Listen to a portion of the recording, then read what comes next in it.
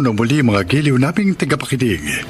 Isang babae ang magkukwento ng kanyang kasaysayan na kapupulutan ng aral sa buhay. Siya ay si Rita.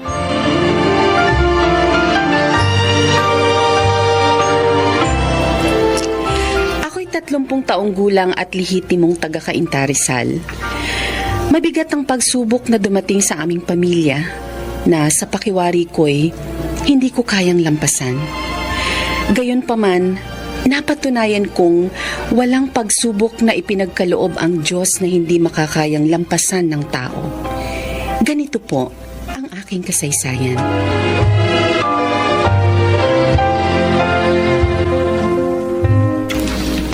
Manolo, may problema ba tayo? Ewan ko sa'yo, Rita.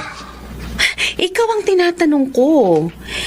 Kasi hihingi lang ako ng kaunting tulong mo sa bakery tapos ganyang ka-irritable ka na. Bakit kasi aabalahin mo pa ako sa negosyo mo? Kaya mo namang asikasuhin yun, di ba?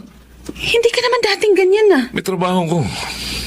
Alam mong kung sino-sinong kinukumbinsi ko para makapagbenta ako ng bahay at lupa. Dati naman kahit may trabaho ka, nabibigyan mo rin ng panahon ng ibang kailangang gawin sa bakery. May mga sideline pa ako, alam mo yun.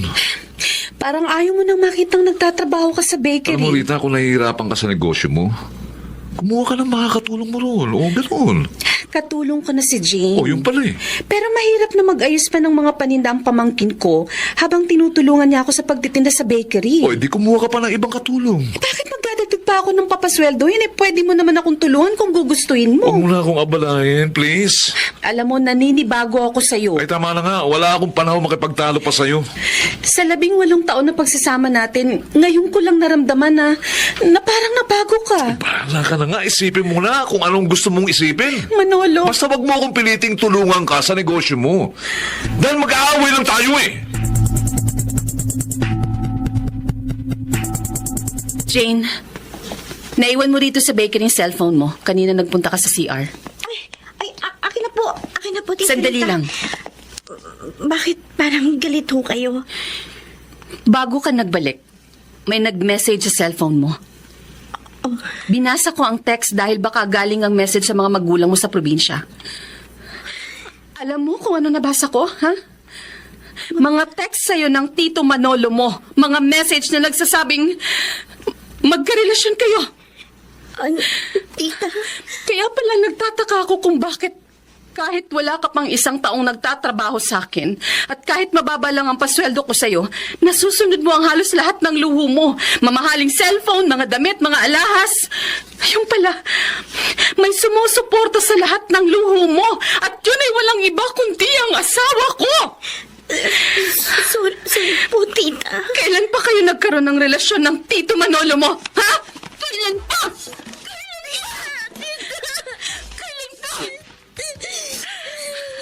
Tumawa ba naman ako sa'yo dahil nahinto ka sa pag-aaral? Dahil halos matali ka na lang sa mga trabahong bahay sa probinsya? At kapos na kapos ka sa maraming mga pangangailangan. Kaya kinuha kita upang matulungan ka. Kinupkup kita, binigyan ng trabaho, pinagkatiwalaan. Pero anong sinukli mo sa pagtitiwala ko sa'yo? Sa lahat ng pagmamalasakit at kabutihan ko? Ha? Ano? Inahas mo ko! Sarili mo akong kamag-anak, tinrider mo! Sa dinami namin ng lalaking walang sabit na magiging boyfriend mo, bakit sa asawa ko pa pumatol? Bakit?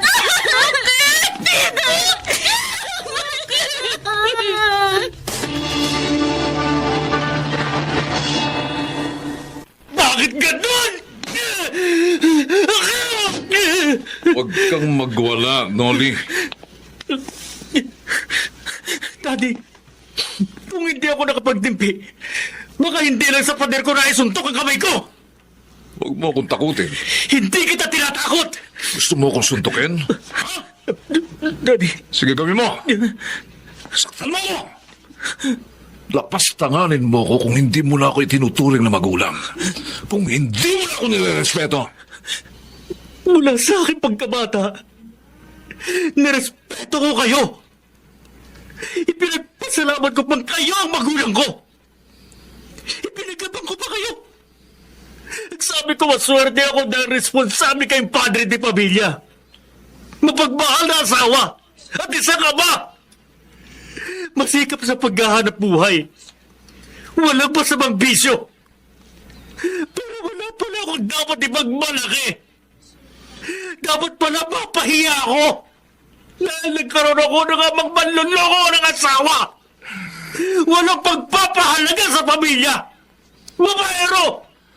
Walang tinakadesa! Tama na. Dahil sariling kamag-anak, pampira na! Ano man ang naging problema namin ng mami mo. Pag-uusapan namin yun. Ayusin namin. Wala kayong kwentang asawa, Daddy! Wala kayong kwentang magulang! Wala kayong kwentang tao!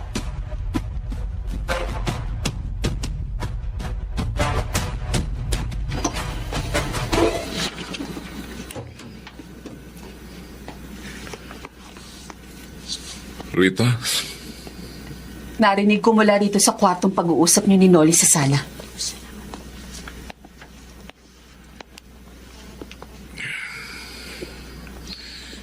hindi na ako nire-respeto ng anak mo. Masisisi mo ba siya kung hindi ka na niya nirespeto? Inaamin ko. Nagkamali ako. Bakit mo ako niloko? Tao lamang ako, Rita. Nagkakamali, nagkakasala. Saan ako nagkulang? Marami kang pagkukulang. Mula na magkaroon ka ng sariling negosyo. Marami kang tungkulin sa akin na napabayaan mo. Huwag mong gawing dahilan ng mga pagkukulang ko para sa kalokohan mo! Ang boses mo, pwede ba? Mag-usap tayo ng maayos. Marami ka rin namang pagkukulang sa akin. Pero pinaganapan ba kita? Inaway ba kita? Hindi! Nagtimpi ako. Pinagpasensyahan kita sa lahat ng pagkukulang mo. Dahil ayoko maging magulo ang ating pagsasama.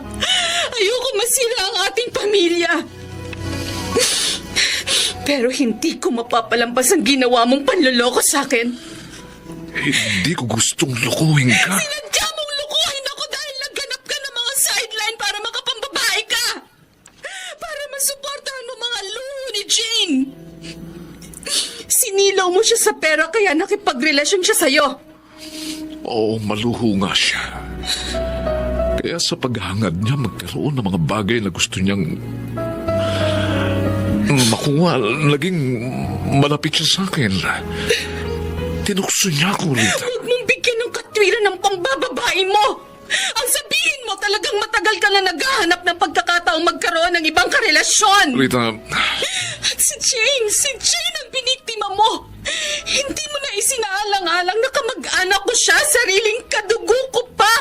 Ang kinatuwa mo sa pagtataksil sa akin. Walang hiya ka. patawarin mo na ako. Kami ng pamangkin. Napakawalang hiya mo. Rita, tama na, Rita. Tama na!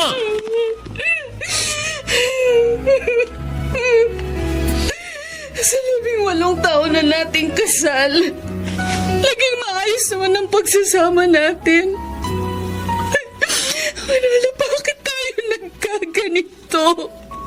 Bakit? Bakit? Bakit?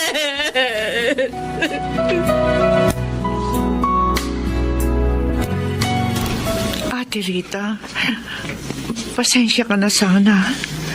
Flora, matagal mo na palang alam na may relasyon sina Jane at Manolo. Sa cellphone din ng anak ko, kaya ako nabisto ang tungkol sa kanila. Sa kanila ng asawa mo, nung minsan nagbakasyon siya sa probinsya. Sa galit ko nga kay Jane, nasaktan ko siya. Bakit ngayon mo lang inamin sa akin ang lahat? Nakiusap ang anak ko na Sana huwag ko siyang isumbong sa'yo. Sinungaling! Ang sabihin mo, konsentidora kang ina. Hindi. Hindi, ate. Pinag-uusapan ko ang anak kong tapusin na ang ugnayan nila ng asawa mo. Nangako naman siyang susundin ako. Nakipagsabuatan ka sa anak mo sa panloloko sa akin. Ate, Dahil nakikinabang ka rin sa mga naibibigay sa kanya ng asawa ko. hindi. Hindi sa ganun, ate. Oo. Totoo na abutan ako ni Jane paminsan-minsan na nakatutulong ng malaki sa aming pamilya. Pero hindi ako pabor sa pakipag-ugnayan niya sa asawa mo. Matagal na ako nakukonsensya, ate. Matagal ko nang gusto magsumbong sa'yo. Hindi ko na ma-attempt na patuloy na konsintihin ang balian ng anak ko at ng asawa mo. Kaya nga pinuntahan na kita. Huli na ang pagbabang puri mo. Ate, patawarin mo na sana kami. Lalo si Jane. Kahit magpaalila ako habang buhay sa pamilya niyo, gagawin ko yun. Patawarin mo lang kami. Pakabayad lang ako sa naging kasalanan sa iyo ng anak ko. Hindi na. Wala na akong tiwala sa inyong pamilya. Ayoko na kayong makita kahit kailan. Mga traidor na kamag-anak! Mga ahas! Ayokong tuluyang masira ang pamilya natin, Rita. Ayusin natin ang ating problema. Maayos lang ang problema natin. Kung tatapusin nyo na ni Jane ang inyong relasyon. Wala na kami ng pamangkin mo. Mula nang palayasin mo siya, hindi na kami nagkikita. Wala akong ebidensya na wala na nga kayo ni Jane. Pero kung hindi ka aamin, sarili mo na ang niloloko mo. At ang Diyos na nakakakita sa lahat ng itinatago mo. Pinagsisisihan ko na nagawa kong panloloko sa'yo. Maliwala ka. Nagpakatino na ako. At panangatawanan ko ang pagpapakatino. Patawarin mo lamang ako.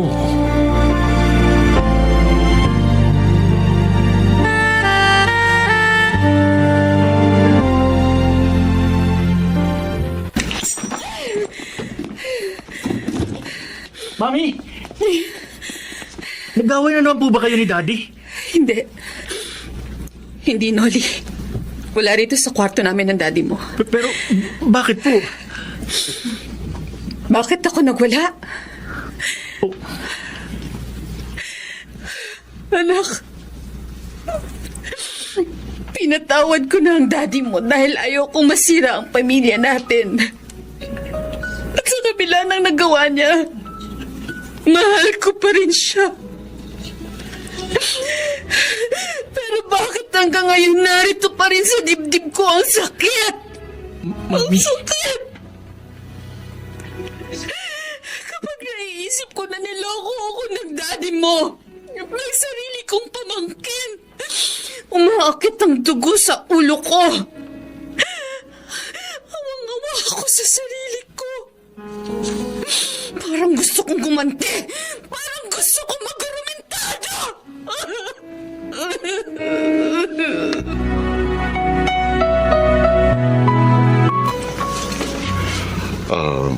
Mabuti naparito ka sa parokya, Rita. At sumangguni ka sa akin. Father Arnold, hindi ko na po malaman ang gagawin ko. Humingi na ng tawad sa akin ng asawa ko. At ang mga kamag-anak namin na nakagawa sa akin ng malaking pagkakamali. Pero nasa dibdib mo pa rin ang bigat. Ang sakit ng pagkakamaling nagawa nila sa'yo. Opo, Father. Manalangin ka. Ilapit mo sa Panginoon ang iyong problema. At ipaubaya mo sa Kanyang paggamot sa sugat ng iyong damdamin. Likas na mahina ang tao. Kung sarili lamang natin, mahihirapan tayong malampasan ang mga unos na dumarating sa ating buhay. Ngunit walang imposible sa may kapal. Magtiwala lamang tayo sa Kanya. At kapag kumilos ng kamay ng Panginoon, ang gaano mang kalalim na sugat ng puso, ay nagagamot at ihilom sa awa at tulong ng Diyos. Sinunod ko ang payo sa akin ng pari. Nang ilapit at ipabahala ko sa Diyos ang aking problema, na inakala kong wala ng kalutasan, gumaan ang bigat na dinadala ko sa aking dibdib. Natutuhan kong taos-pusong magpatawad sa mga taong nakagawa sa akin ng malaking pagkakasala. At naging maayos na ang pagsasama namin ng aking asawa. Gayon din ang pagtitinginan sa aming pamilya. Totoong walang problema, gaano man kabigat, ang hindi nalulutas sa awa at tulong ng Panginoon. Ako po si Rita, isang may bahay, at ito ang aking buhay. Ang mga bituin ng radyo na nagsiganap sa ating kasaysayan ay sina Jenaline de la Cruz, June Ligaspi, Chiquit del Carmen Amor, Maynard Landicho Jr., Susan Robles at Phil Cruz. Naglapat ng angkop na tunog Jerry Mutia sa musika ni Buboy Salonga. Supervisyong teknikal Eric Lucero at Bong Muyar. Creative Consultant Phil Cruz. Katulong sa produksyon Anching Cruz. Ito'y mula sa panulat ni Orly Aquino. Sa direksyon Salvador M. Royales. Ito ang aking buhay.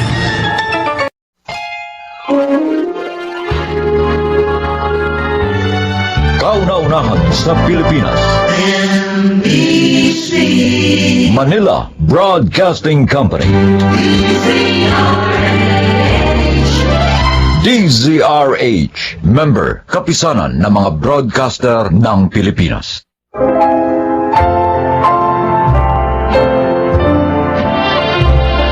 Magandang araw po mga giliw naming tagapakinig. Narito ang kasaysayan ng isang pilyong bata. Siya ay si BJ. Dalawa lang po kaming magkapatid ni Kuya Sandy. Siyempre, akong bunso. Nakakahiya mong sabihin, pilyo po ako at mahilig maglakwatsa. Kaya nga po, grade 5 pa lang po ako.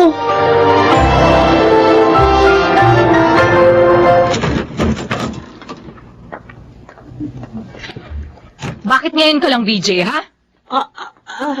Ano po eh? Nalibang ako sa pakipagkwentuhan kay Dodong, Nay. Sinungaling kang bata ka, ha? Hindi po, totoo po yung sinasabi ko. Nagpunta rito kanina si Dodong. Hinahanap ka. Tay, palo ka na naman, BJ. Saan mo dinala ang pera ko, ha? Pera nyo?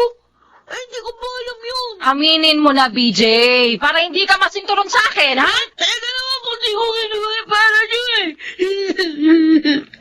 Ayaw mo umaming bata ka, ha? Ano, hindi ka aamin, ha? Saan mo dinala yung pera ko? Ha? Saan?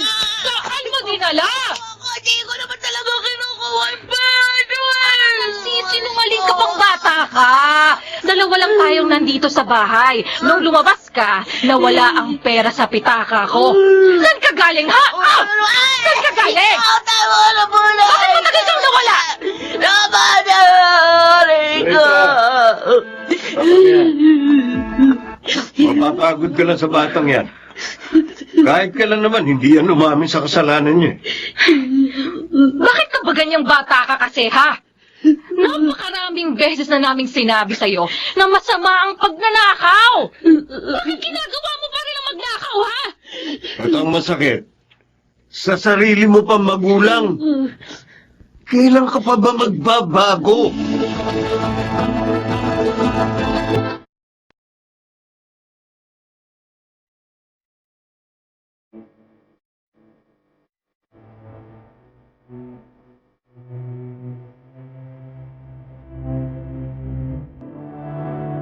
Vijay!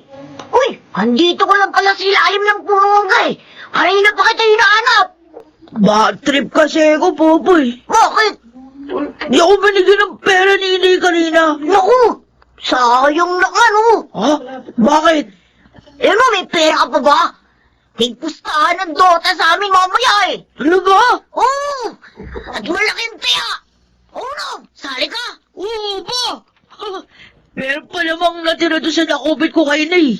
Siguro naman, panalalo na ako ngayon. Eh, paano? Kung matalo ka, tapos malaman ni Aling Luisa na nangupit ka na naman. Napisto nga niya ako kahapon eh. Napalo na nga ako.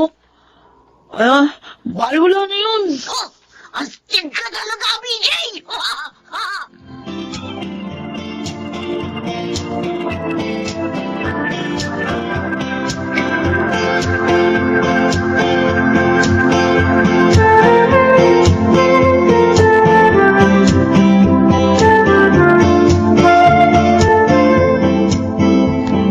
Luisa, di ba kanina pa ang labasan ni na BJ sa eskwela?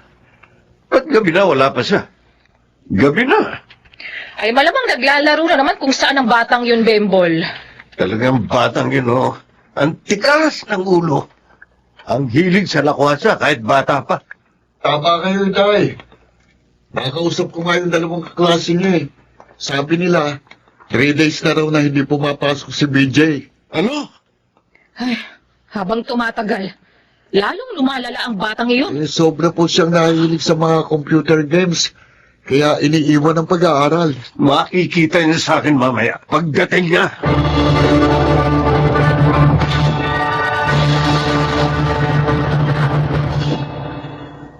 Ay! Wawa na kayo. Ang sakit na rin tuhod ko sa pagluhod dito sa asin. Kawit na rin ako yung mga kamay ko sa pagdipa.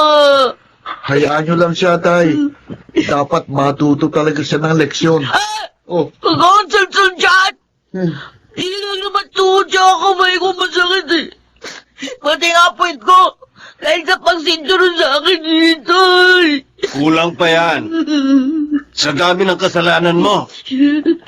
Nangungupit ka na nga sa amin ng nanay mo. Pati pag-aaral mo, pinababayaan mo, ha? Ay, pinapasok naman po ako eh. pumapasok ka nga pero hindi naman sa eskwelahan eh, kundi sa computer shop. Ay, di ba kaya ko yun dati? Oo.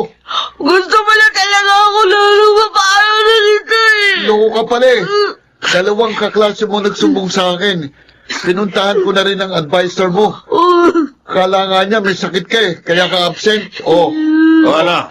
Ano? Narinig mo ang sinabi ng kuya mo? Magsisinungaling ka pa? Ha?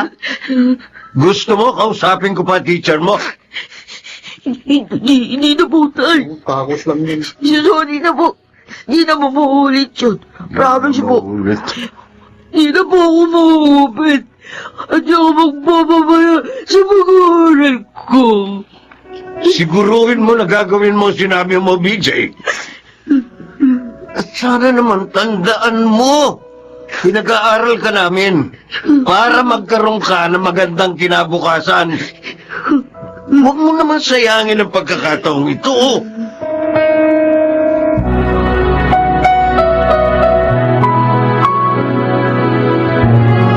Nako, at binigyan na naman pala kayo ng problema ni BJ.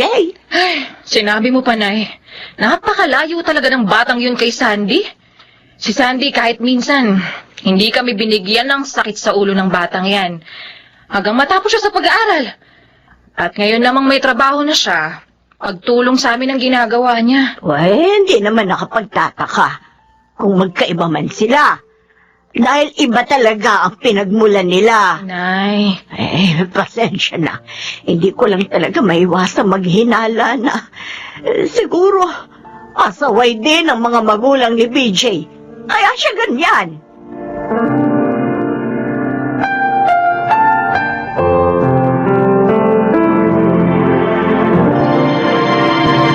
Eh, kung sumasakit ang tiyan mo, pre, magpahinga ka na muna dito sa terminal. Mamaya mo lang ipasada uli yung jeep mo ba? Mabuti pa nga, Estong. Baka madisgrasya lang ako. Nemol, hindi kaya siya lang katapat niyan. Eh, baka gusto mo lang magbawas. Hindi, iba talaga eh. Ibang pagsakit ng tiyan ko. Ay, naka. Uy, nga pala. Nakita ko yung bunso mo. Naroon sa pinakabagong computer shop dito sa lugar natin. Hindi pa na niya tinupad ang pinangako niya. Hindi na naman siya pumasok. Bembol. Huwag ka sana magalit, ha? Alam mo kang hindi kayo swerte ni Luisa sa batang yun. Naku, ang sakit talaga. Ay, naku, nagpapawisan ka lang nga. Mabuti pa, kanina ka sa ospital. Halika, kumapit ka. Halika.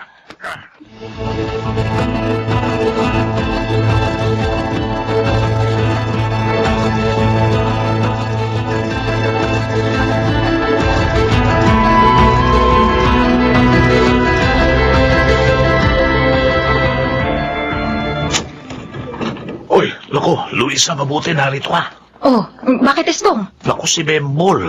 Dinala namin sa ospital. Ha? Bakit? Anong nangyari sa asawa ko? Hindi na makaya ang pananakit ng tiyan niya eh. Madali ka, puntahan mo na siya. Kailangan daw niyang maoperahan, sabi ng doktor eh. Estong, sandali lang. Sige, kukunin ko lang yung pitaka ko. Tay, bakit po natataranta kayo? Ang tatay mo, anak, nasa ospital. Oh. Di na... Ha? Bakit ganito? Bakit walang laman ang pitaka ko? Ano ba naman yan? Mahigit 1,000 pa yung pera ko dito. Tiyak na si BJ na naman ang nakialam dyan. Nakita ko pong galing siya dito habang nasa banyo kayo kanina. Ay, ang batang yun naman, oh. Parang walang awa. Nanay, lumakad na kayo. Eto, kunin niyo itong pera ko. Ako na pong bahala kay BJ mamaya.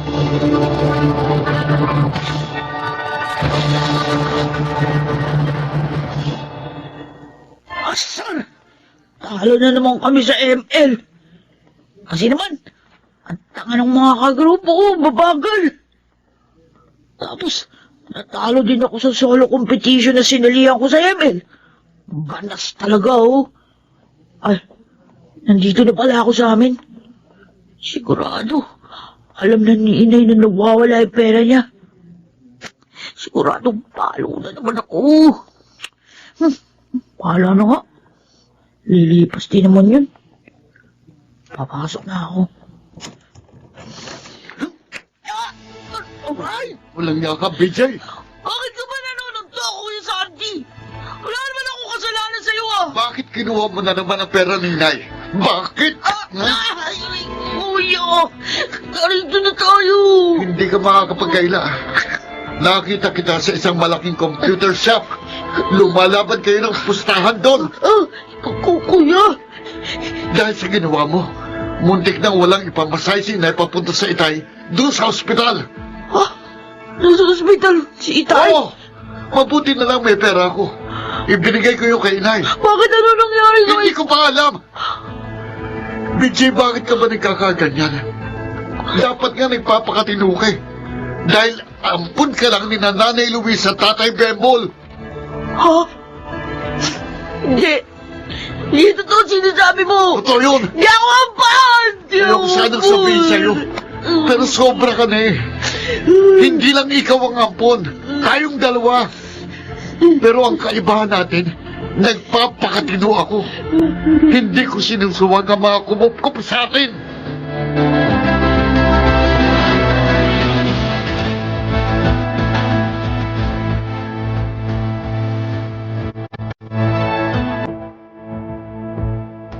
Ay, at alam mo na pala, BJ.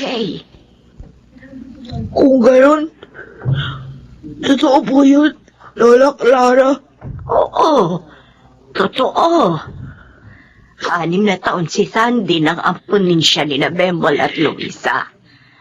At makalipas ang 3 taon, ikaw naman ang inampun nila. 1 taon ka lamang noon. Bakit di nila sinabi agad sa akin yun? Bakit, Lola? Dahil mahal nila kayo. At wala sa plano nila na sabihin pa ang lihim na ito. Lalo na sa'yo. Mahal na mahal ka ng iyong tatay, Bembol. Ginawa kang ang junior ng aking anak. Nakakahiya mo pala ako, Lola Clara. Nakakahiya. DJ, ampon ka man o hindi. Mali pa rin. Nakupitan mo o nakawan mo yung mga magulang. Pero may pagkakataon ka pa. Humingi ka ng tawad kina Bembol. At PJ, magbago ka na.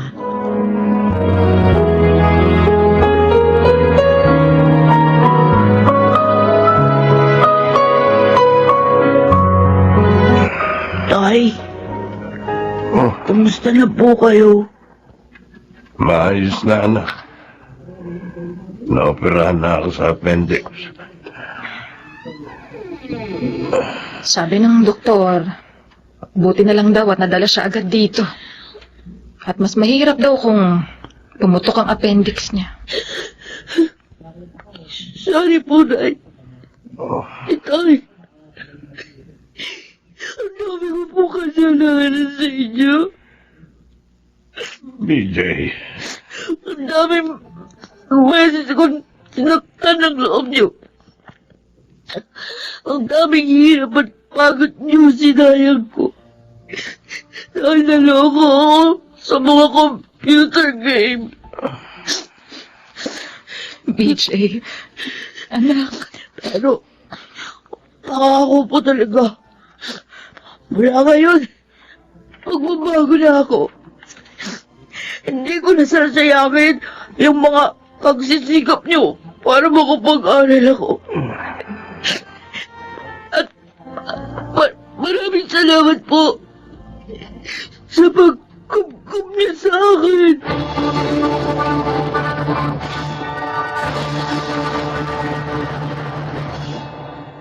Tinupad ko ang promise ko kay Inay at Itay. At tunayan nga, meron akong tatanggaping medalya sa graduation namin dahil kasama ako sa top 10 ng school. Bago po ako magtapos, tatawagan ko lang po yung mga kapwa ko bata. Sana, huwag niyong pababayaan yung pag-aaral niyo. Huwag na kayong maloko sa mga computer games. Dahil matututo lang kayong gumawa ng masama dahil dyan. Ako po si BJ. Ito ang aking buhay. May mapait na katotohanan na nagdudulot ng matamis na kinabukasan. Mga nagsiganap: Phil Cruz, Jonel Benamin, Chiquit del Carmen Amor, Jun Legaspi, Rosana Villegas sa papel na BJ, at Laika Barista sa papel na Luisa.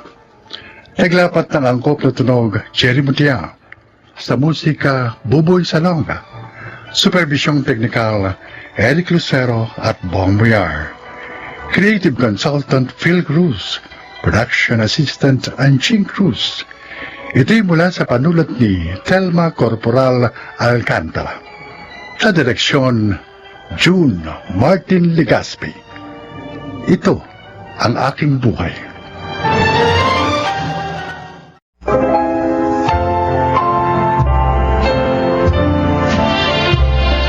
Mga kaibigan, sa araw na ito ay maririnig po ninyo ang testimonya ng isang nilalang na nais ibahagi ang kanyang kwento upang kapulutan ng aral. Siya po ay si Tekla. Aaminin ko nung una, isa akong taong mapagsamantala sa kapwa. Ang mahalaga lamang sa akin noon ay pera. At yun ay nakukuha ko sa pamamagitan ng aking negosyong karinderya. Pero dumating sa aking buhay ang mga problema dulot ng aking kasamaan at labis ko yung pinagsisisihan. Ito ang aking buhay.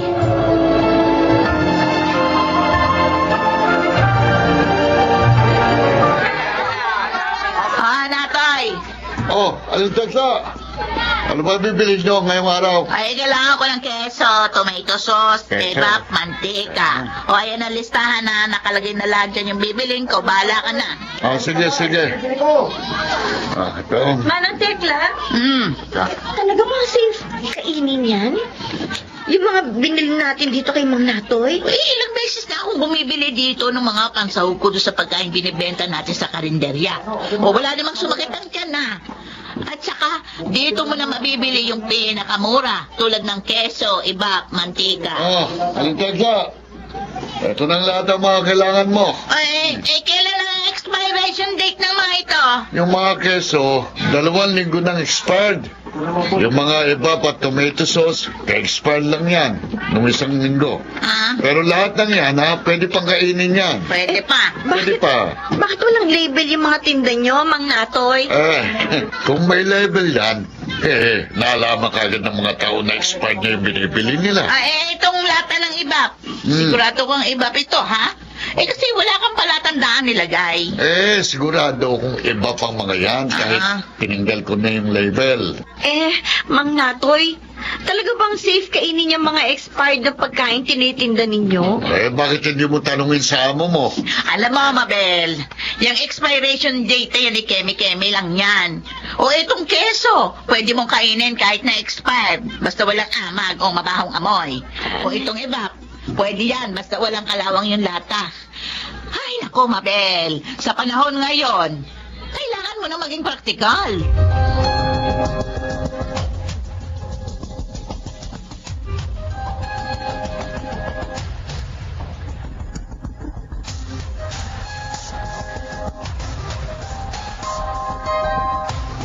Spaghetti, Ay, Aling Tekla, pabili nga nitong spaghetti mo. 6. Tapos palabok 3. Okay, Suki. O, ikaw, Mang Fryland, ano yung order mo? Itong pansit, magkano? Ay, 10 piso lang yan kada order. Itong palabok. 10 piso lang din. Kadalasan, nasa 10 piso lang kada order ang mga tinitindang pagkain ni Aling Tekla. Tulad nitong pansit, yung palabok, spaghetti, sopas, at yung lugaw. Talaga, Estela? Oo! Ang mura naman. Ay, talagang mura ang pagkain ko. Ay, tulong ko na rin yon sa komunidad natin. Kaya nga palagi ako dito bumibili. Kasi sulit ang pera ko. Mura na, malinis, masarap pa. Nako, Aling Tekla. Mukhang magiging suki mo na ako, O, ilan yung order mong pansit at palabok? Bigyan mo akong tig-2 order sa pansit at saka palabok. Yan ang ipapakain ko sa pamilya ko. Tapos ako, dagdagan mo na rin ng 2 order ng sopas, ha? Sure, Suki. Mabel, kailan ka ba matatapos dyan sa niluluto mo? Kanina pa yan na. Maluluto na po itong sopas. Lalagyan ko na lang po ng evap. Aling Tekla, pwede pa ba itong evap? Kasi yung lata may kalawang sa ilalim. Buksan mo nga. Gamitin mo yung abrelata. Titingnan natin kung pwede pang gamitin. Oho. Ayan, bukas na po. Titikman ko lang, ha? Okay pa ito, magagamit pa natin. Pero Aling Tekla, yung kulay ng gatas parang yellowish na. Talaga namang may pagkadilaw ang ibak. Sige na, ilagay mo na yan. Okay, sabi niyo po Ayan, nasalin ko na po. Hintayin ko na lang po kumulo. Oo, bantayan mo lang yan, ha? At ako yung mag-aasikaso doon sa mga customer sa labas. Malapit na mag-alas 10 ng umaga. Siguradong dadagsain niya ako ng mga customer. Aling Tekla! Aling Tekla! Bakit nagmamadali ka? Anong balita? Si Froilan at yung pamilya niya Ah. na food poison.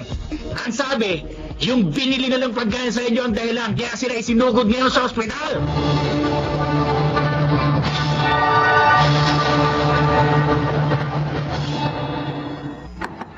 Aling Tekla! Aling Tekla! Buksan niyo itong pinto! Mabel, bakit? Parang takot ka. Aling Tekla, nabalitaan niyo na ba? Marami nagsumbong sa barangay ng mga tao na food poison natin. May ilan na lumusok pa sa bahay ko kanina. Buti na lang nakatakas ako. Ano? Ilan sila? Marami sila. Nirereklamo nila yung sopas na niluto natin kanina. Pagkatapos doon nila kainin yung sopas, sumakit na agad ang tiyan nila. Ay, hindi ko kasalanan yan. Ha? ikaw ang nagluto, kaya ikaw ang managot. Anong sabi nyo? Aling Tekla, malinis ako magluto. Ang sabihin ninyo, kasalanan ninyo kasi gumagamit kayo ng mga expired na pansahog na binibili nyo kay Mang Natoy. Ay, ang kapal ng mukha mo? Baliktarin pa ako? Totoo naman eh. Kayo ang punot dulo ng lahat ng problema ito. Aling Tekla, hindi ako!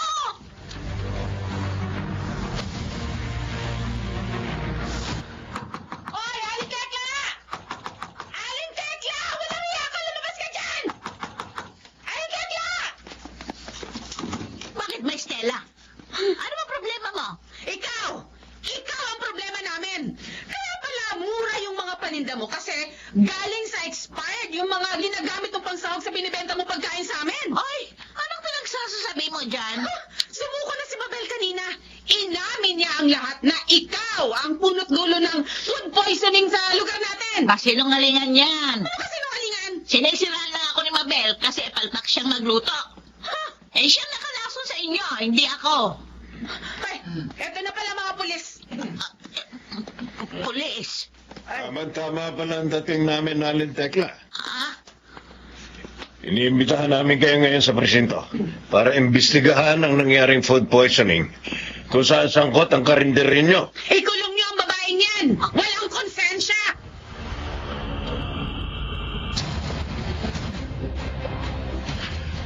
Ayon sa dati nyong helper, bumibili kayo ng mga pagkaing walang label at expired na. At yun ang isinasahog ninyo sa mga tinda nyong pagkain, tulad ng pansit, spaghetti o sopas. Opo, sir. Ba't nyo naman ginagawa yun? Alam nyo naman na pwedeng makasama sa kalusugan ang pagkain na expired. At bawal po sa ilalim ng batas ang pagtanggal o pagtamper ng label sa mga pagkain tulad ng keso at evap na binibili nyo kay alias Natoy. Eh, doon lang kasi ako nakakabili ng murang pansahog sa pagkain. Eh, kung bibili ako ng bago, mahal. Maapektuhan ang negosyo ko. Mas uunahin nyo pa bang negosyo nyo kaysa sa kalusugan ng marami? Ay, hindi naman sa ganon. Pero, Patong-patong na kaso ang haharapin nyo. ha? At malaki din ang magagastos nyo dahil kailangan nyo magbayad ng danyos sa mga taong nalason at naagrabyado ng negosyo ninyo.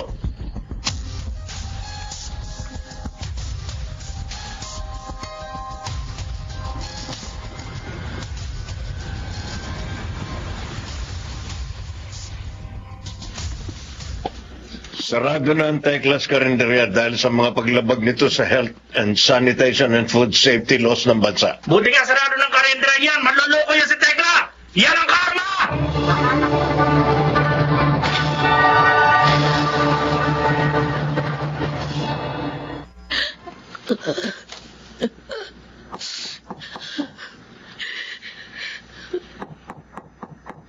Aling Tekla, pwede ba kayo makausap? Tuloy ka, Mabel. Manang, Kung pumunta ka dito para kunin yung sahod mo, pasensya na. Wala akong maibibigay sa'yo. Wala akong pera. Wala na ang karinderya. Ang bahay ko naman kailangan kong ibenta para mabayaran lahat ng danyo sa mga customer na naapektuhan dahil sa ginawa natin. Habang yung natitira kong ipon, napunta lang sa piyansa natin dalawa. Manang, kaya ako po gusto makausap kayo eh.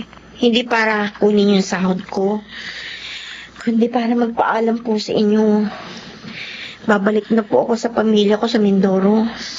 Matagal na po nila ako hinihintay. Tsaka panahon na po para makapagbagong buhay ako. Ganun ba? Yung tungkol po sa sahod ko, ayos lang po yun sa akin kung hindi nyo ibigay. Naiintindihan ko po kayo. Mabel, patawarin mo ako. Pati ikaw nadamay pa sa kasakaman ko. Huwag po kayo mag-alala. Napatawad ko na po kayo. Sige po, Manang. Aalis na po ako.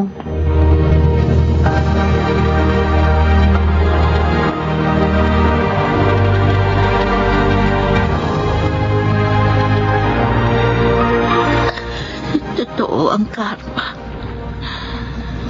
Dahil sa ginawa kong masama sa kapwa ko. Unti-unting nawala sa akin ang mga naipundari ko. Ang karinderya. Ang mga naipon kong pera. Kayo naman ang aking bahay. Kaya ko pa na ang grasa ngayon. Namamalimos para lang may makain. Tapos nagtutulog lang ako sa gilid ng kalsada. Nilalagaw. Walang gustong tumulog.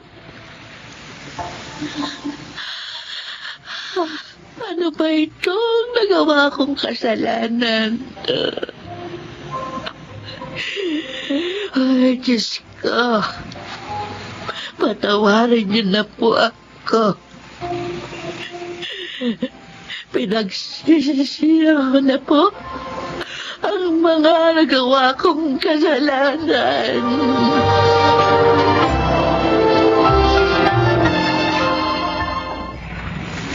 Palimos po. Pagkain lang po. Maawa na po kayo sa akin. Aling Tekla? Ay, Aling Tekla, ikaw ba yan? Estela? Oh, bakit kayo nagkaganyan? Kaya pala kayo biglang nawala sa barangay natin? Yung pala, nandito kayo, namamalimos? Nakarma na ako sa mga kasalanang nagawa ko sa inyo noon. Sana mapatawad mo ako, Estela. Kung isa ka sa naagrabyado ko noon. Wala na yun sa akin. Matagal ko na kayong pinatawad. Salamat. Uy, siya nga pala. Baka gusto niyong sumama sa akin sa simbahan. Doon, sa Immaculate Conception. Pwede na lang kayong matulungan sa sitwasyon niyo ngayon. Sige. Sasama ako sa iyo.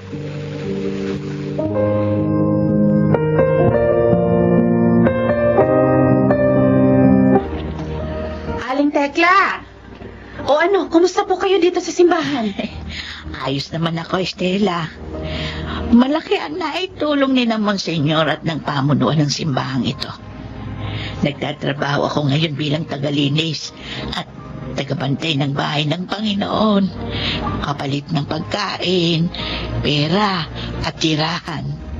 May kwarto ako sa likod ng simbahan. Doon ako ngayon nakatira. Mabuti naman kung ganon. Masaya ako sa buhay ko ngayon. Pakiramdam ko, mas napalapit ako sa Panginoon. Stella, salamat.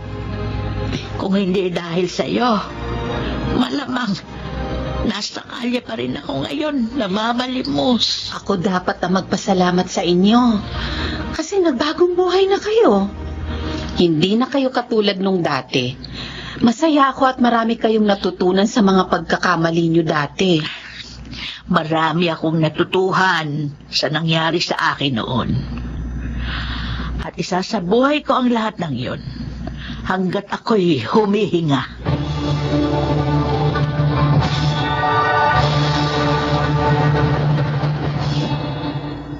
Oo, marami akong aral na natutuhan sa mga karanasan kong yun. At yun ay nagagamit ko ngayon sa aking pagbabagong buhay. Sa ngayon, patuloy pa rin ako sa paglilingkod sa Diyos sa pamamagitan ng paglilinis at pagbabantay sa kanyang sagradong tahanan. Itinuon ko na rin ang aking sarili sa mga proyekto ng simbahan, lalo na kung may kinalaman sa pagkakawang gawa. Sana'y magsilbing inspirasyon ang aking kwento sa lahat. Basta't tatandaan lang natin palagi, walang imposible sa pag-ibig at awa ng Diyos. Ako si Tekla, dating tindera. Ito ang aking buhay. Baka nagsiganap Chiquit del Carmen Amor, Jenaline de la Cruz, Maynard Landicho, Phil Cruz, Leonel Benamin at Rosana Villegas. Naglapat ng angkop na tunog Jerry Mutia sa musika ni Buboy Salonga. Supervisyong teknikal Eric Lucero at Bong Muyar. Mula sa panulat ni Krishna Senga. Sa direksyon Salvador M. Royales. Ito ang aking buhay.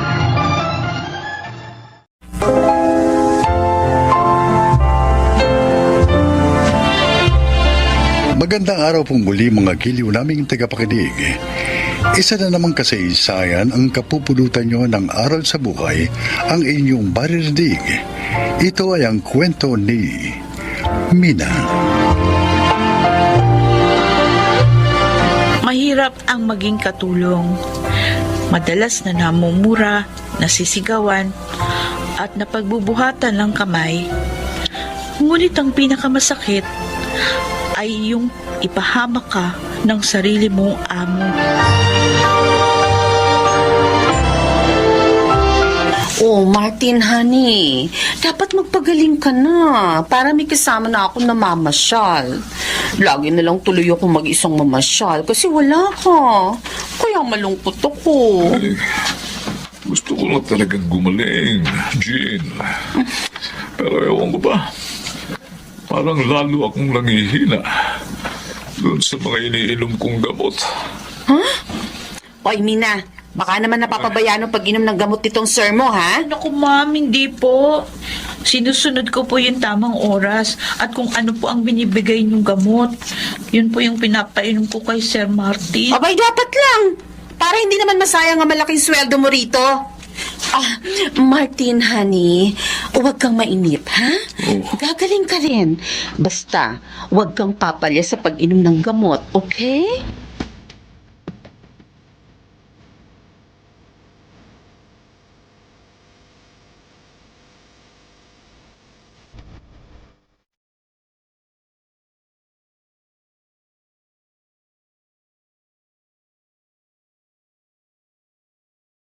Binigyan na naman ako ni Ma'am G ng gamot na ipapainom kay Sir Martin. Bakit ganun? Sa halip na gumaling, lalo pang nanghihina ang amo kong lalaki doon sa pinapainom ni Ma'am Jean. Kaunting panahon na lang, Dave. Makakapagsama na rin tayo. Si Ma'am Jean, may kausap sa cellphone. Oo, sabi ko sa iyo eh. Mahina na si Martin. Dahil sa mga binibigay kong gamot na ipinapainom naman ang tanga kong katulong. Ano daw narinig ko? Oo, wait ka lang.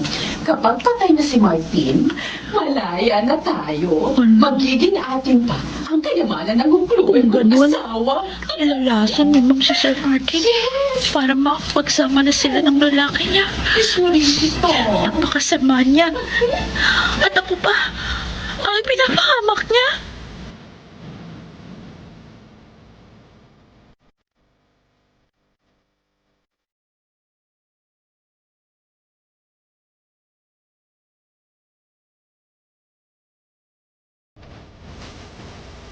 Sir Martin, magpapaalam na po ako sa inyo.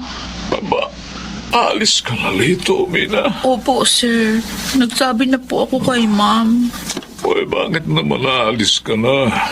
Kasi po, hindi ko po kayang dalhin yung natuklasan ko. Bakit? Anong natuklasan mo? Eh, sir, nilalason po kayo ng asawa niyo sa pamamagitan ng mga gamot na binibigay niya sa akin para ipainom sa inyo. Mina? At ginagawa niya po yun para maging malaya na sila nung kanyang kalaguyo. May lalaki si Jean. Oh, ano po, sir? Inakunan ko po sila ng picture na naghahalikan ho. Minsan dinalaw siya ng lalaki. Oh, Diyos ko. Tama pala ang mga anak ko sa pagtutol na pakasalan ko siya. Sir, kinausap ko na po yung mga anak niyo tungkol dito. Sila na po ang bahala sa inyo.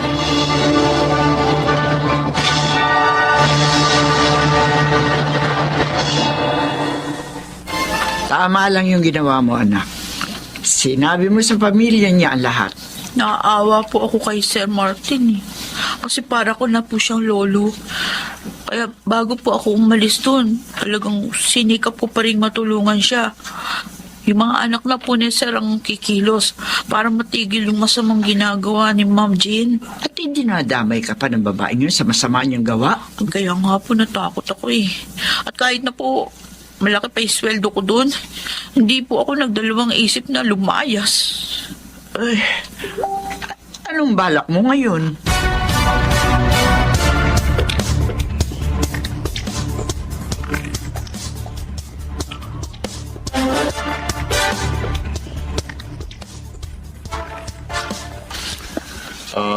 Dalawa kayong katulong dito, Mina, ha? Pareho kayong may solong kwarto at may malaking sweldo, ha? Salamat po, Sir Rando. Ang gusto ko lang maging mabait, masipag at masunurin ka. Opo, Sir. Makakaasa po kayo. Dalawa lang kami ng asawa ko na asikasuhin nyo at siyempre, itong malaki naming bahay. Ay, Sir? Wala po pala kayong anak ni Ma'am? Meron. Ah? Meron. Pero wala siya rito. Pero makikilala mo rin siya dahil tulad ng isang katulong, isasama rin kita sa aking anak.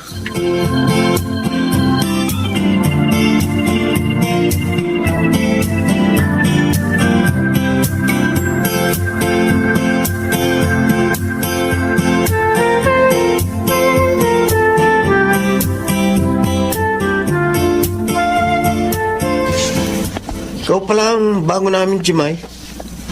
Asan yung mga padala nyo na dadit namin? Narito po lahat, Sir Bimbo. Ay. Bakit ganun? Po? Bakit kulang to? Ay, hindi ko po alam, Sir. Binigay lang po sa akin yan ni Sir Rando. Kasi nga, hindi po siya makakapunta dito ngayon. Sabihin mo sa kanya, ipadala agad ang kulang na hinahanap ko. Alam naman niya, kailangan ko yun, Ano po ba yun, Sir Bimbo? Para maipaalala ko po sa daddy niyo.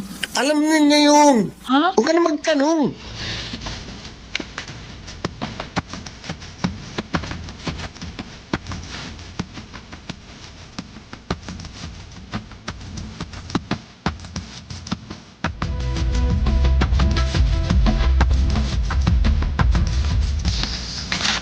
Bilanggo pa lang anak ng amo ni Mina. At sabi niya na bilanggo yun dahil sa pagpatay at pagdudroga. Oh, Diyos ko, nakakatakot naman ang mga nagiging sitwasyon ng anak ko. May magagawa lamang sana ako para ialis na siya sa pagiging katulong. Ginawa ko na.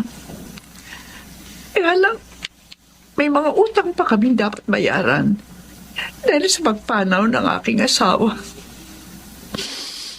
Oh, Diyos ko. Ikaw na po sana ang bahalang mag-ingat sa aking anak.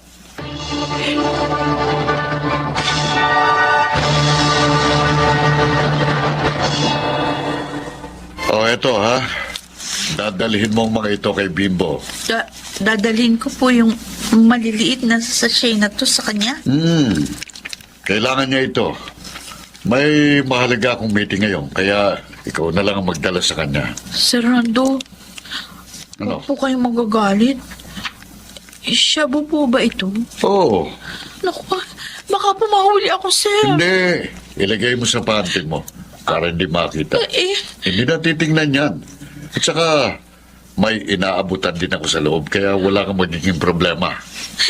Naku, sir, papapasensya na ho. Anong pasensya? Hindi ko po kaya yung inuutos nyo. Natatakot ako. Teka nga. Mamaya mahalata ako, mahuli pa ako. Dadalhin mo ba ito sa anak ko o hindi? Sir, Ha? Hindi kita bibigyan ng tanghalian at hapunan. Ha?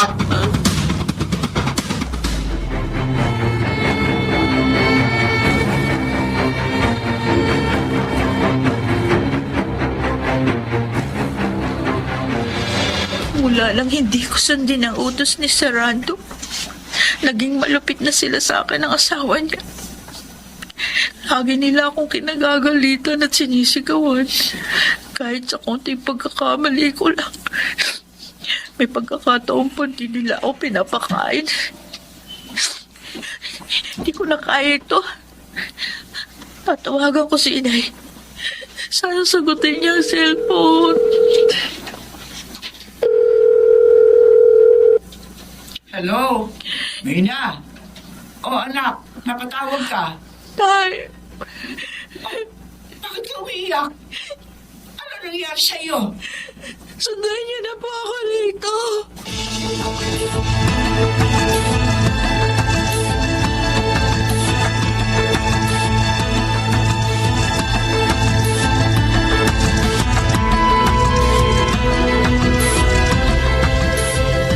Bakit kailangan nyo pa magsama ng pulis? Kukunin nyo lang palang tamad yung anak. Gusto ko lang makatiyak na makalalabas ho kami ng maayos dito ng aking anak. Ba't Pinagmamalupitan niyo siya. Hindi pinakakain. hindi totoo yan? Tamad siya, kaya nagagalit kami sa kanya at may pagkatanga pa. Hindi pa rin tama na hindi niyo siya pakainin at murahin. Kaya kukunin ko na ho ang aking anak.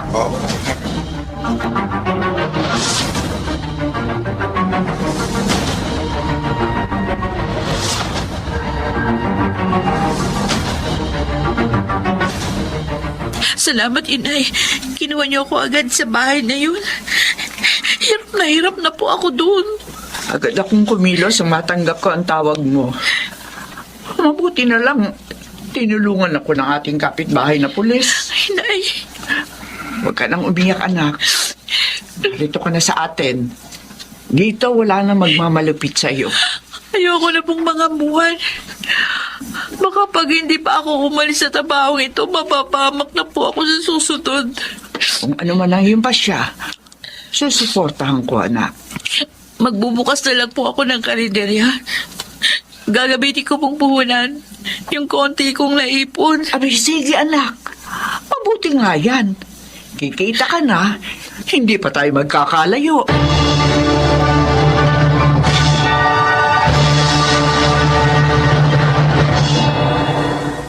Hindi na nga ako nangamuhan. Pinagbuti ko na lang ang binuksan kong karinderya. Sana po inyong kinapulutan ng aral ang aking kasaysayan. Meron lang po akong nais ipanawagan. Sa mga amo na nakikinig ngayon, sana po huwag niyo namang ipahamak ang inyong mga katulong. Kahit naman po alipin, hindi dapat ipahamak. Hindi po ba? Ako po si Mina at ito ang aking buhay. Biyaya ang may mabuting kasambahay, kaya dapat sila rin ay tratuhin ng tama. Mga nagsiganap: Susan Robles, Jeneline de la Cruz, June Martin Legaspi, Phil Cruz, Lionel Benjamin, at Rosana Villegas sa papel na Mina. Naglapat ng angkop na tunog Jerry Mutia. Sa musika Buboy Salonga. Supervisyong teknikal Bong Muyar at Eric Lucel. Creative Consultant Phil Cruz. Production Assistant Anching Cruz. Ito'y mula sa panulat ni Salma Corporal Alcantara. Sa direksyon Salvador M. Ruyanes. Ito ang aking buhay.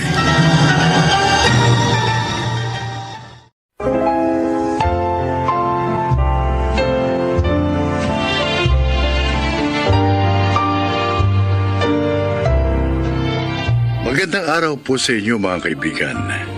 Ngayong araw na ito, mapapakinggan natin ang paglalakad ng tatlong kabataang piniling sundan ang kanilang mga hilig sa buhay sa kabila ng pagtutol ng mga taong nakapaligid sa kanila. At ang isa po ay si Ronron.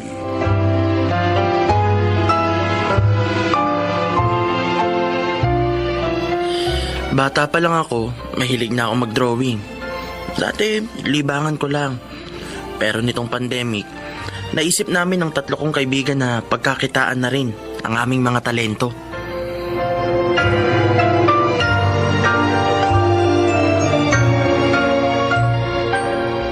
Hi Hi guys! Ngayong araw, ipapakilala namin sa inyo ang lodi naming tatlo pagdating sa painting.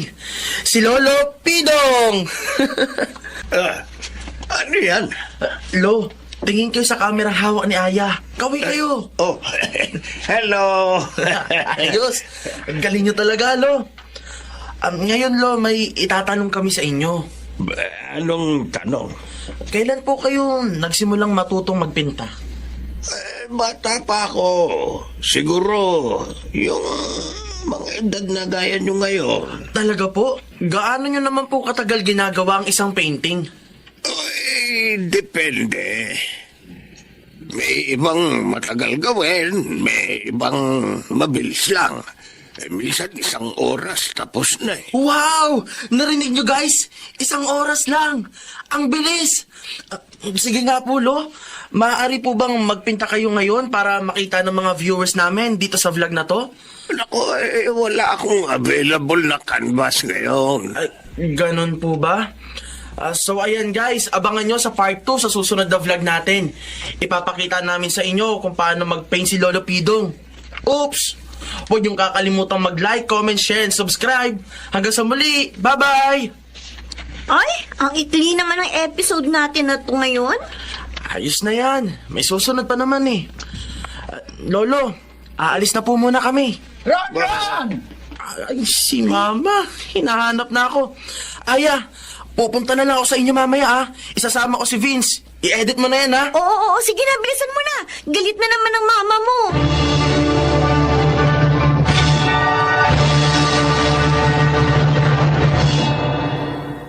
Ang sabi ko sa iyo mag-aral ka. Hindi pa nailakwatsa. Naman. Hindi kami naglalakwatsa. Nagvo-vlog kami ni Aya. Mapapakain ka ba ng kabablog mo yan? Ma, yung kaklase namin, nag-post lang ng video tungkol sa ginagawa niyang mga artwork. Ngayon, marami nang kinikita. Kasi may mga tumatawag sa kanya at nagpapagawa ng mga kung ano-ano. Nagsasayang ka lang ng oras sa kalokohan mong yan. Tingnan mo. Hindi ka nga makapaglaban ng damit mo. 20 anyos ka na? Ako pa rin ang nagkukusot ang brief mo? Tigil-tigilan mo ko dyan, Ron, ha? Maglinis ka sa kwarto mo. At ilabas mo yung mga punda at kumot. Dahil maglalaba ko. Opo. Baka gusto mo, ikaw itong sabunin ko.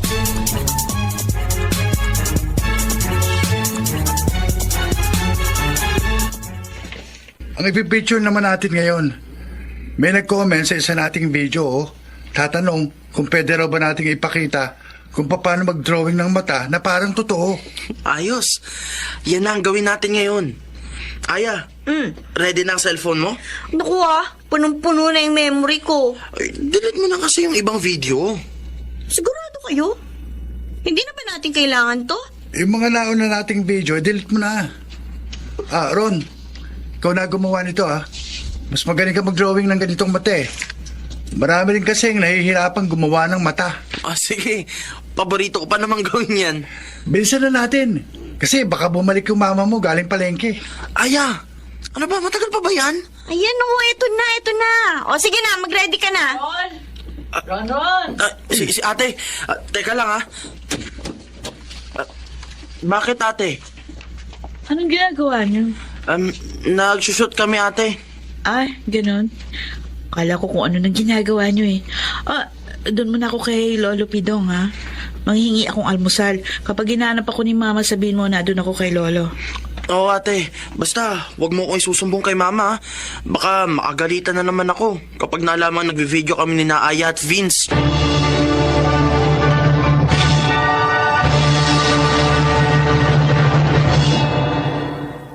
Tingnan mo. Puro ka drawing, puro ka video. Ni makapagwalis dito sa bahay, hindi mo magawa. Ma. Ako na, Ma. O, tingnan mo. Ang atitinan mo pa ang bagawa rito sa bahay. Galing pa yan sa trabaho. Ron, sige na. Doon ka na sa kwarto mo. Oo ate. Ma, hayaan mo na si Ron. Yun naman ang hilig niya eh. Ano ba maitutulong niya sa kanya? Nagsasayang lang na oras yan eh. Dapat nag-aaral siya na maayos. Lalo na ngayon, online class sila. Abay, mas mahirap kung hindi siya magsa-self-study. Kaya lang, imbes na mag-aral, kung ano-ano ang ginagawa. Ma, hayaan mo na si Ron. Yun naman ang hilig niya eh. Ano ba, maitutulong niya sa kanya? Nagsasayang lang na oras yan eh. Dapat nag-aaral siya na maayos. Lalo na ngayon, online class sila. Abay, mas mahirap kung hindi siya magsa-self-study. Kaya lang, imbes na mag-aral, kung ano-ano ang ginagawa. Mas mabuti na yan. Kesa naman nagbubulakbul yun. Isang uri din na pagbubulakbol yung ginagawa nila eh. Kapag pinigilan niyo si Ronald sa gusto niyang gawin sa kanyang buhay, baka lalong magrebelde. Hayaan mo na lang. Total, nakikita ko naman yung mga video na pinopost nila. Maganda naman yung content. Gusto lang talaga nilang turuan yung mga kapwa nila aspiring artist ng mga simpleng tips sa pagdodrawing. Nakita niyo na ba yung gawa ni Ron? Ay, paano ko makikita? Ang dami kong ginagawa rito sa bahay. Kasi hindi naman ako tinutulungan ng kapatid mong yan. May talento si Ron. At mas maganda kung mahahasa niya pa yung talento niyang yun. Sayang lang kung hindi yun magagamit. Kaya ang payo ko sa inyo, Ma, hayaan niyo lang siya sa gusto niyang gawin.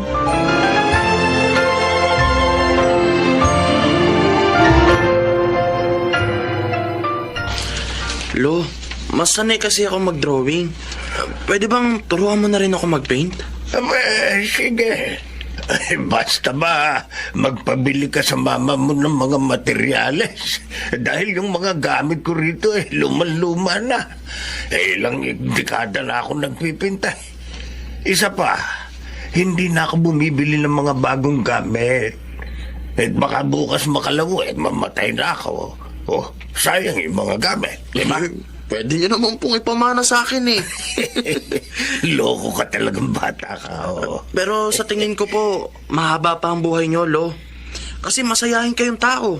Tsaka kapag nalulungkot kayo at naaalala nyo si Lola, nagpipinta kayo. Nako, sana'y magdilang anghel ka. Kaya sige na po. Bumili na po kayo ng bago mong gamit.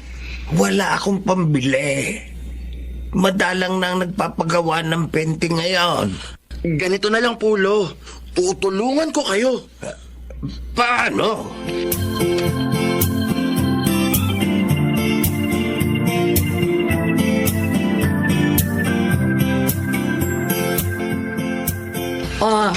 Kumpleto yan, ha, Ron? Wow!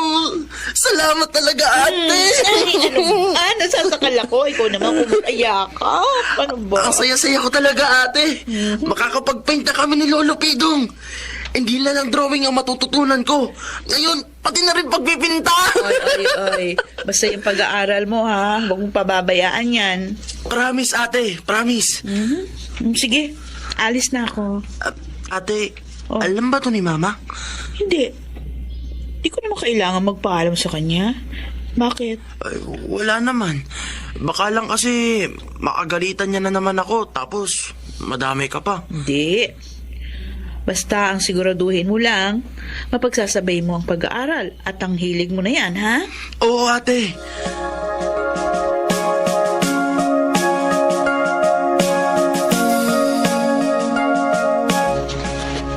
Ron! Ala! Ron! Oh, Ala! Vince! Bakit ka tumatakbo?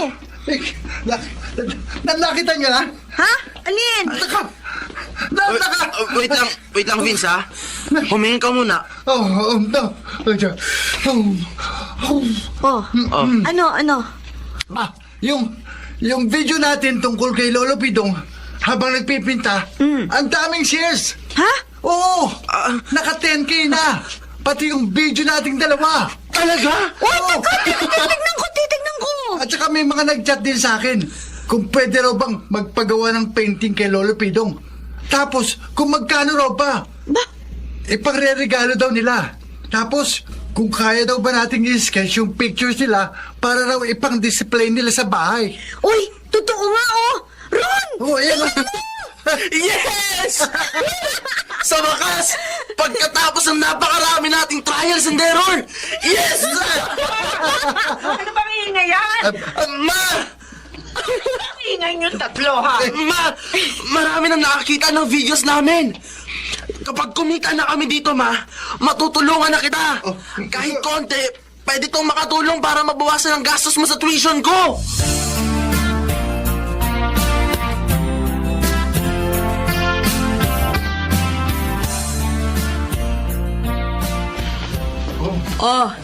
Dapat naka-face mask kayo ha kapag papasok ha. Matanda na kasi lolo namin. At saka teka lang, isang customer lang yung pwedeng pumasok. Pagkatapos niya, tsaka kayo papasok, okay?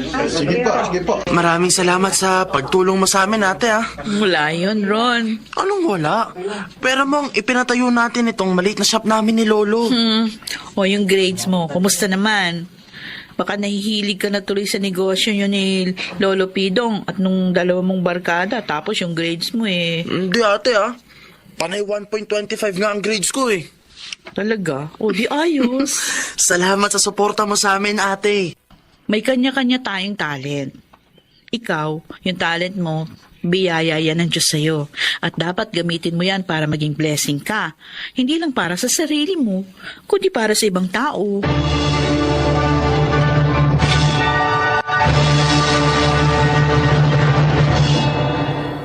Kung kailan naman pandemic, tsaka pa kami ng lolo ko nagkaroon ng pagkakakitaan. Ngayon, may mga nagpupunta sa amin para magpagawa ng painting o kaya naman ng sketch.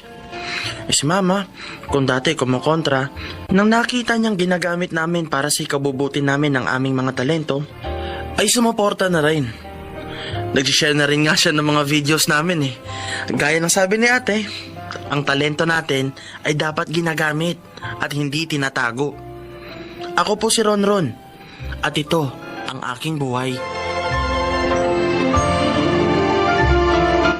Kung ang isang tao ay may kakayahan, nararapat lang na ibahagi niya yon upang hindi kalawangin at higit sa lahat upang maging inspirasyon din para sa iba.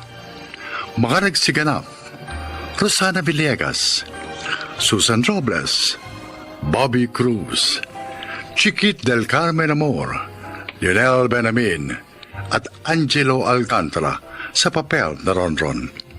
Naglapat ng angkop na tunog Jerry Mutia, sa musika ni Buboy Salonga, supervisyong teknikal Eric Lucero at Bong Muyar, creative consultant Phil Cruz, production assistant Anching Cruz. Ito'y mula sa panulat ni Rita Labanon, sa direksyon Salvador M. Royales. Ito ang aking buhay.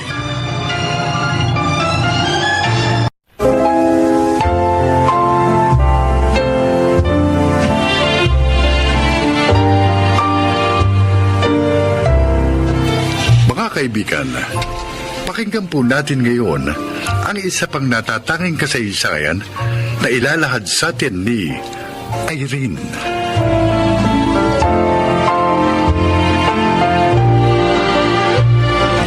Bata pa ako, itinatak na ng aking ama sa isip ko na ako ay magiging somebody paglaki ko. Pero gumuho ang pangarap na yon nang mabuntis ako sa edad na 19 anyos ng isang lalaking hindi ako kayang panagutan.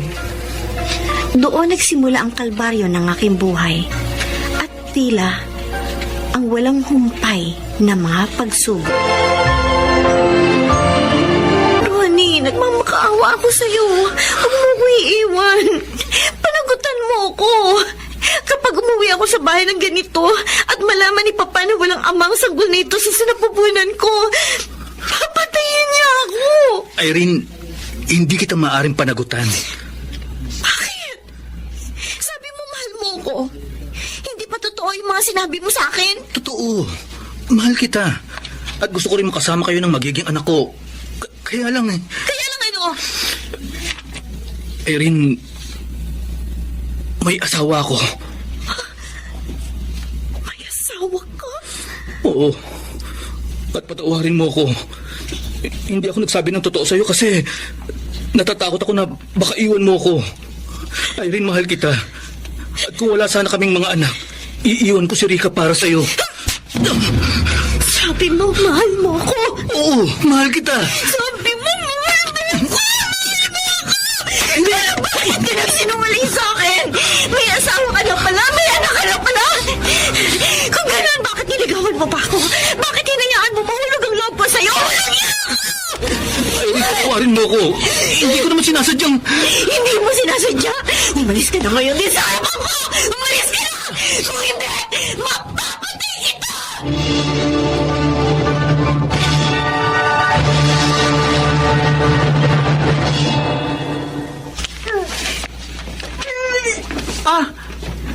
Nahilo ka ba sa biyahe? Galing ka ba probinsya? Bakit nagsusuka ka? Ay, communal ang CR dito. Kaya bawal maglabas sa loob. Kung maglalaba ka, doon ka sa ibaba. May gripo doon. At pwede ka na rin doon magsampay. Sige po. Namumutla ka rin ah. Teka, ilang taong ka na ba? 19 po. Saan ka nag-aaral? Magtatrabaho po ako. Magtatrabaho? Ibig mong sabihin, tumigil ka sa pag-aaral para magtrabaho lang? Ganon? Bakit? Pwede ko na bang makuha po yung susi ng kwarto ko? Sorry. Oo nga pala. Eto, oh.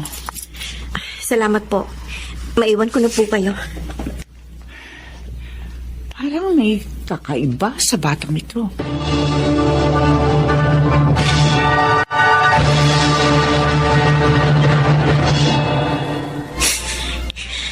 Kung hindi ka nabuo, sana kasama ako sa mga aakyat ngayon sa stage. Sana makakakuha na naman ako ng medalya. At matutuwa na naman sa akin si Papa. Wala akong puwang sa mundong ginagalawan ko ngayon. Hindi ka dapat narito. Bakit kasi nabuo ka pa? Ayaw naman sa'yo ng ama mo. Dapat hindi ka nalang nabuo. Ayoko sa'yo. Ayoko sa'yo.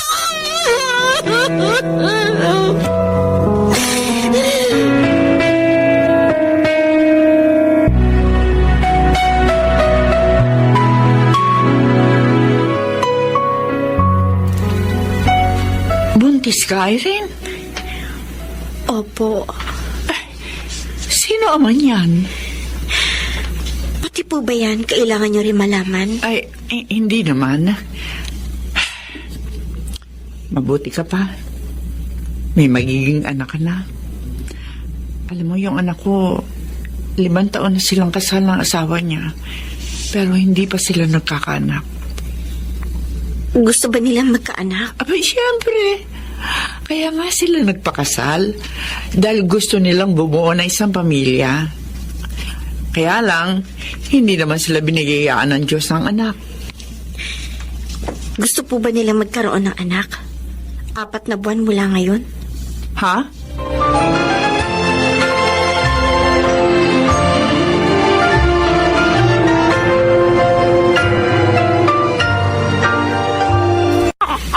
Namumula ang balat niya. Kumusta ka? Baby boy? Ang laki mo bata. Pero paano ka nagkasya sa tiyan ko? Irene! Ha? Kumusta ka? Okay lang ako. Ate Vina. Hello, Mark Jan. Mark John? Oo, Mark Jan ang pangalan niya. Cute niya. Pwede ko ba siya kargahin? Sige. Halika. Kumusta ang anak ko? Sa wakas nakita ka rin ni Mama. Excited na si Papa na makita ka.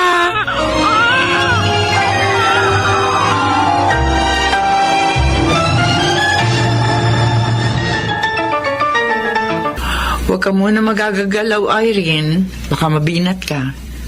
Eto, dinalang kita ng mainit na sabaw. Salamat po. Ang putla-putla mo. Bakit kasi hindi ka umuwi muna sa inyo? Nakapanganak ka na naman. At wala naman sa iyo yung bata. Malay mo, baka matanggap ka muli ng papa mo. Aling Cora. Bakit? Anong naramdaman ninyo nang una niyo makita si Vina nung ipinanganak mo siya? Masaya.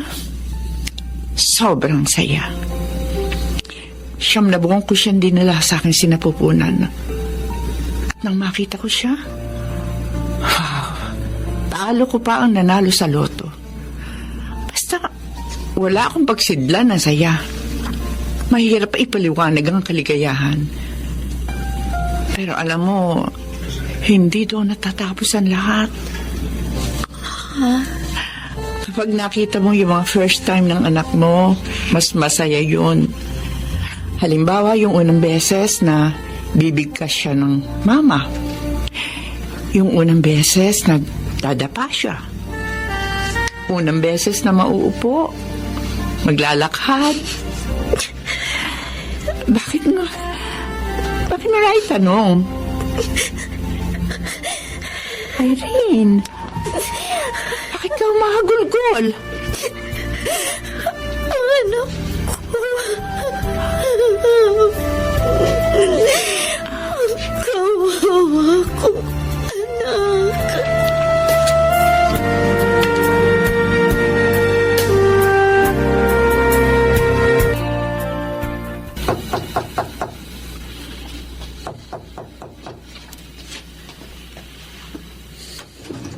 Oh, Irene, Kuya Greg, naparito ka sa bahay. ang anak ko. Irene? Um, Napasyal ka. Ate Vina, Teka. Bakit ka namuluhod? patawarin mo ako, Ate Vina. Eto ang perang kabayaran ng anak ko. Ha? Sinasauli ko na. Ano? Nakikiusap ako sa'yo. Ibalik mo na lang sa akin ang anak ko. teka muna, Irene. Nababaliw ka ba? May usapan tayo. Kuya Greg, maawa kayo sa akin. Hindi ko kailangan ng pera. Wala akong pakialam kung habang buhay ako hindi kilalaning anak ni Papa. Wala na akong pakialam doon. Kung kailangan ko magtrabaho 24 oras para lang mabuhay kami ng anak ko, gagawin ko yun. Ang mahalaga, kasama ko ang anak ko. Paano? Kung ayaw ka siyang ibalik sa'yo. Kung ayaw mo siyang ibalik sa akin ngayon, araw-araw akong pupunta rito, luluhod, magmamakaawa sa inyo. Noong ipinagbubuntis ko siya, ilang ulit kong tinangka magpakamatay. Ilang ulit kong tinangkang tapusin ang buhay ko. Pero kapag naiisip kong may munting buhay sa loob ng tiyan ko, nanghihina ako. Hindi ko magawang uminom ng lason o kaya naman ay tumalon sa tulay. Sa panahong wala na akong pag-asa, siya ang kaisa-isang dahilan kung bakit nagagawa kong bumangon araw-araw. Sa kabila ng lahat, nagawa ko siyang ipagbili sa inyo. At pinagsisisihan ko yun.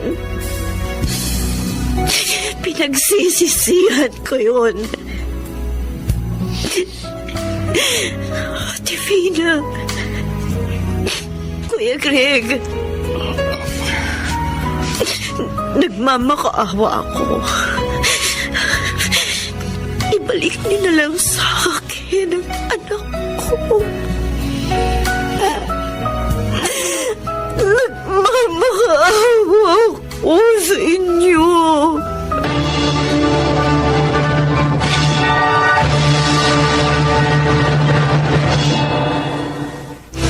Bagamat disappointed, ibinalik na rin sa akin ni na Ate Vina at Kuya Greg ang aking anak. Ngayon, 5 taon gulang na siya. Nakabalik na rin ako sa aming bahay at natanggap na rin ni Papa ang aking sinapit na kapalaran. Masasabi kong hindi ko man natanggap kaagad ang pagdating niya sa buhay ko.